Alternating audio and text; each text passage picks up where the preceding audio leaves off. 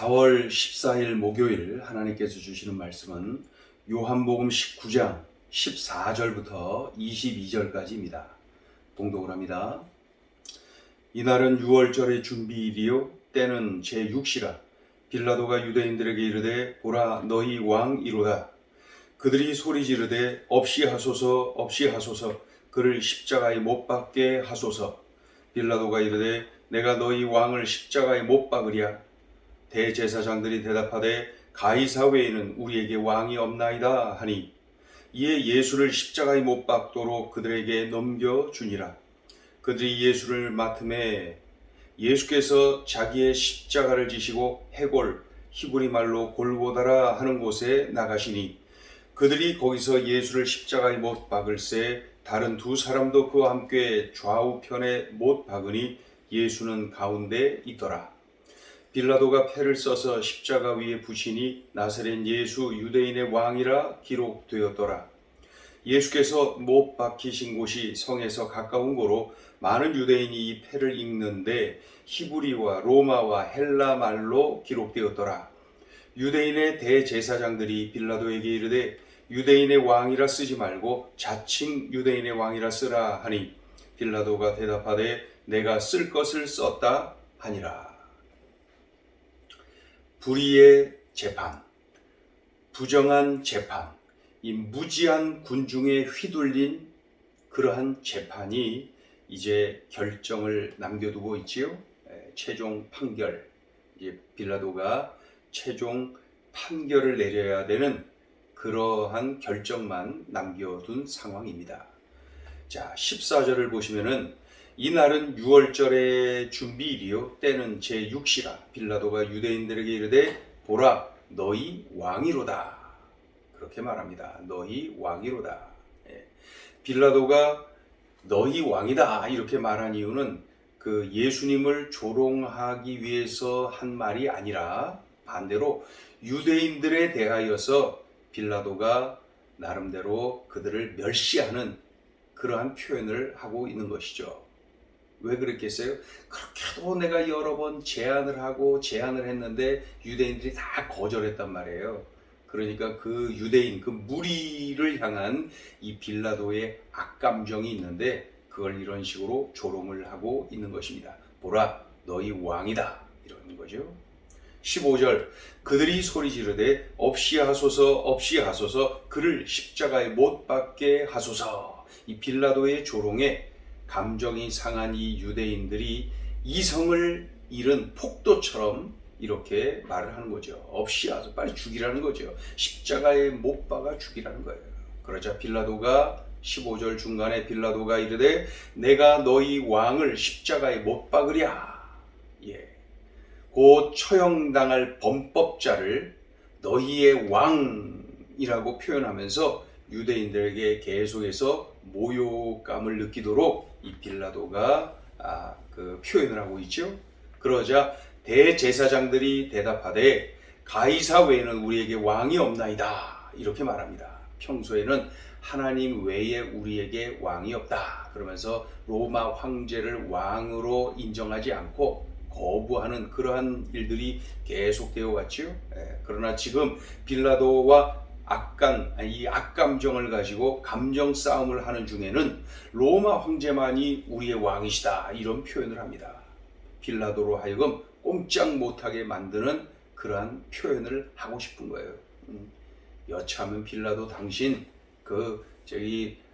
로마 정부에 고발해 버릴 거야. 그러한 그 표현이기도 한 겁니다. 대제사장들이 대답하되 가이사 외에는 우리에게 왕이 없나이다. 이 말을 들었을 때 이 빌라도가 그냥 움찔했을 것입니다. 그래서 16절에 이에 예수를 십자가에 못 박도록 그들에게 넘겨주니라. 이 결정적인 말이거든요. 가이사 외에 우리에게 왕이 없는데 왜 왕이 있니 없니 해가면서 당신이 그런 표현을 하느냐? 그런 거죠. 그러자 예수를 십자가에 못 박도록 그들에게 넘겨주니라. 예수님은 자신이 달리실 십자가를 친히 지고 골고다를 오르시죠. 그 골고다 언덕에 이르렀을 때 예수님은 십자가에 못 박히십니다. 동시에 좌우에 그 다른 복음서에 보면은 행악자들 또는 강도들이라고 표현되어 있는 그러한 죄인들, 죄수들 2명이 양쪽에 좌우에 그 십자가에 달려 못 박히는 그러한 일이 일어나죠. 17절, 8절 읽습니다. 그들이 예수를 맡음에 예수께서 자기의 십자가를 지시고 해골, 히브리 말로 골고다라 하는 곳에 나가시니 그들이 거기서 예수를 십자가에 못 박을새 다른 2사람도 그와 함께 좌우편에 못 박으니 예수는 가운데 있더라. 다 저 똑같은 놈들이야. 이러한 생각들을 갖도록 만들기 위해서 그 중간에다가 섞어 놓은 거예요. 야, 저 범법자들, 저 행악자들, 저 강도들, 저기 그 나라를 전복시키려고 했던 그 죄인들, 이런 거, 그런 생각을 동시에 자연스럽게 가질 수 있도록 우리 예수님을 그들 중간에, 그들 사이에 끼워서 그렇게 똑같이 달아올린 겁니다. 자, 19절 보세요. 빌라도가 패를 써서 십자가 위에 붙이니 나사렛 예수 유대인의 왕이라 기록되었더라. 가끔 죄인이 이제 십자가에 달릴 때 죄명을 그 십자가에다가 쓰는 경우가 있습니다. 왜 쓰겠어요? 보는 사람들로 하여금 경각심을 갖도록 하기 위해서 너희들도 잘해라. 너희들도 이런 죄 범하면 안 된다. 경각심을 갖도록 하기 위해서 그런 거죠. 그러나 빌라도가 이렇게 쓴 것은 자신의 제안, 자신의 뜻을 그렇게도 반대하고 오직 예수 죽이라고 소리친 저 무리를 향하여서, 저 유대인들을 향하여서 경멸, 모욕감을 주기 위한 이 빌라도의 나름대로의 방법인 것이죠.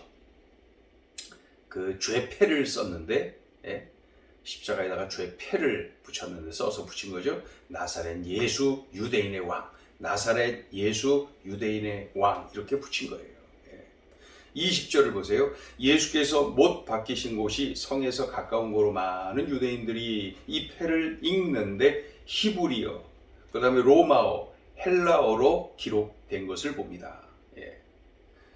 이 패는 3개 언어로 기록이 되어 있습니다. 모든 사람들이 알고 있는 히브리어, 또 외국에 흩어져 있는 이 디아스포라 있죠? 흩어져 있는 이들이 명절, 6월절 명절에 왔는데 알 수 있도록, 보고 알 수 있도록 그 당시에 세계 공용어였던 이 그리스어, 헬라어로 기록하고, 당시에 이제 그 실질적인 지배를 하고 있었던 이 로마어, 이 라틴어로도 기록이 되어 있었던 거죠. 빌라도가 일부러 이렇게 쓴 거예요. 일부러. 자, 21절. 유대인의 대제사장들이 빌라도에게 이르되 유대인의 왕이라 쓰지 말고 자칭 유대인의 왕이라 쓰라 하니, 유대 지도자들은 지금 빌라도가 쓴 죄패가 너무나도 못마땅합니다. 기분 나빠요. 자신들이 기대하고 기다리고 있는 메시아는 저렇게 연약한, 유약한 예수가 아니라는 거죠. 그러니까 저런 연약한 예수와 우리가 기대하고 기다리고 있는 이 메시아와는 전혀 관계가 없는 그러한 일이다. 그런데 저렇게 써놓으면은, 까딱하면은 오해를 할 수 있지 않겠느냐. 저 예수가 메시아고 메시아를 우리가 죽인 것처럼 말이지. 그러니 자칭이라는 말을 써넣어라. 자칭 유대인의 왕이라고 써라. 오해하지 않게. 그렇게 표현하는 거예요. 그러나 22절, 빌라도가 대답하되 내가 쓸 것을 썼다. 빌라도가 거절했다는 거예요. 죄인의 성명 예수, 죄인의 그 출신지 나사렛, 죄인의 그 사형 죄목 유대인의 왕이어서 죽었다는 거예요. 죽는다는 거예요. 그러니까 나사렛 예수 유대인의 왕, 그렇게 썼다는 거예요. 나는 쓸 거 썼다. 그러니 나사렛 예수 유대인의 왕, 이거 똑바른 것이다. 그들의 주장을 거절해버려요. 유대인에 대한 적개심과 완고함이 드러나는 장면이다. 그렇게 보여지죠. 자, 오늘 주시는 메시지입니다. 첫째, 악한 일에 지혜로우면 메시아도 죽인다. 빌라도 총독이 유대인들에게 말합니다. 내가 너희 왕을 십자가에 못 박으랴? 그때 종교 지도자들이 대제사장들이 이렇게 말합니다. 가이사 외에는 우리에게 왕이 없나이다. 이 말은 가만히 그들의 입장에서 보면 정말 지혜로운 거예요. 지혜로운 거예요. 빌라도 총독을 꼼짝 못하게 만드는 참 지혜로운 표현입니다. 달리 표현하면 빌라도 당신 정신 차리시오. 로마 황제 외에 누가 왕이 될 수 있다고 그런 말을 하는 거요. 우리가 로마 정부에 직접 전달할 수도 있고 고발할 수도 있다는 그런 내용이죠. 까딱하면 이제 밀란이라도 일어나고 그 총독에 대하여서 반감을 가지고 로마 정부에다가 고발이라도 하고 그러면은 출세에 지장이 있죠. 좌천되지요. 엉망이 되는 거, 인생이 꼬이는 거예요. 결국 유대인들의 바람대로 되고 말지요. 예수님 십자가에 달려 처형을 당하시는 거죠. 유대 종교 지도자들이 메시아 예수님을 죽이는데 결정적으로 지혜를 발휘했어요. 지혜. 가이사 외에는 우리에게 왕이 없나이다. 평소에는 오직 하나님만이 우리에게 왕이시지 로마 황제가 우리의 왕이 될 수 없다.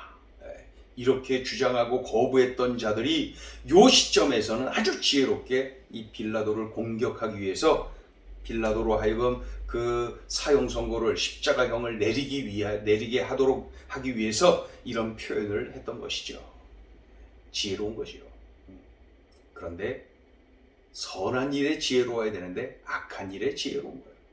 악한 일에 지혜로움은 메시아도 죽이게 되는 것이죠. 로마서 16장 19절 말씀이 기억나죠? 선한 일에 지혜롭고 악한 일에 미련하라. 그런데 이들 종교 지도자들, 이 대제사장들은 반대했어요. 악한 일에 참 지혜로웠어요. 그래서 메시아를 죽이게 된 것입니다. 선한 일에 지혜롭고 악한 일에 미련하라. 우리의 기도 제목이어야 됩니다. 악한 일에 지혜로워서 메시아를 이렇게 죽이는 그들의 모습을 봅니다. 우리의 기도 제목, 선한 일에 지혜롭고 악한 일에 미련할 수 있도록 도와주옵소서. 자, 둘째 주시는 메시지입니다. 6월절 어린 양이신 예수님이 우리를 구원하셨다. 예수님이 재판을 받고 십자가를 지신 날은 6월절 준비일입니다. 6월절이 되기 전에 예수님을 처형시키는 거예요. 죄수를 처형시킬 때는 6월절 전까지 죽여야 됩니다. 6월절에는, 이 명절에는 처형을 시키지 못하거든요. 그런데 놀랍게도 세례 요한의 예언대로 된 것입니다. 6월절에 어린 양을 잡아 제물로 드리는데 언제 잡나요? 6월절 준비일에. 지금 오늘 본문에 기록된 대로 지금 6월절 준비일에 예수님이 십자가에 달려 죽으시는 거예요. 기억나십니까? 세례 요한의 선포, 보라 세상 죄를 지고 가는 하나님의 어린 양 이로다. 이러한 세례 요한의 예언대로 예수님은 6월절 어린 양이 되어 주셨어요. 그리고 죽어 주셨어요. 6월절 어린 양이 어떻게 비롯되었는지 기억납니까? 출애굽 당시에 10번째 재앙, 장자의 죽음 재앙. 그때에 하나님이 말씀하셨죠. 어린 양의 피를 문설주에 바른 집은 그 재앙이 6월하리라. 그냥 지나가리라. 6월 했어요. 재앙이 6월 했어요. 그냥 지나갔어요. 그래서 구원받았어요. 하나님의 어린 양의 피를 문설주에 바른 그 집이 말이죠. 그 사람들이 말이죠. 하나님의 은혜로 구원을 받았어요. 어린 양의 피를 문설주에 바른 그 집이 재앙이 6월하여 구원받은 것처럼 우리 예수님께서 십자가에 달려 이 6월절 준비일에 십자가에 달려 그 피를 흘려주시고 죽어주셨어요. 그 피로 우리의 죄가 씻겨지고 우리가 죄로부터 구원받는 그러한 일이 일어났어요. 맞지요? 우리 예수님은 6월절의 어린 양이 되어주셔서 우리 죄를 씻어주시고 우리를 구원하여 주신 것입니다. 어린 양의 피로 구원받은 것처럼 예수님의 십자가의 보혈로 내가 구원받았구나. 얼마나 감사합니까? 6월절 어린 양이신 예수님이 나를 구원하셨다. 오늘 주신 이 말씀을 명심하고 내가 이런 은혜로 구원을 받았습니다. 기도하겠습니다. 하나님, 오늘 들려주신 말씀이 귀하고 귀합니다. 우리 주님의 십자가의 그 보혈, 십자가의 그 은혜로 내가 죄사함 받고 구원받았습니다. 참으로 구원받은 백성답게 선한 일에 지혜롭고 악한 일에 미련한 삶을 살게 하시고 우리 예수님 그 구원해 주신 은혜에 감격하며 기도하며 참으로 우리 주님의 그 은혜를 마음껏 전하고 또 증거하는 우리들의 삶이 되게 하여 주시옵소서. 예수님의 이름으로 기도드립니다. 아멘.